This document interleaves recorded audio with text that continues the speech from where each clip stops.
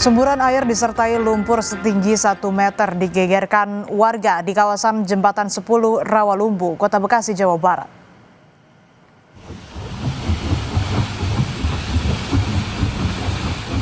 Semburan lumpur setinggi hampir 1 meter dengan tekanan gas sempat membuat panik warga sekitar. Semburan air disertai lumpur ini disebabkan benturan alat berat saat normalisasi sungai yang mengenai pipa gas alam yang tertanam di bawah tanah jembatan. Saat ini kebocoran pipa sudah diperbaiki meski sempat membuat distribusi gas alam ke konsumen terhenti dan mengganggu aktivitas.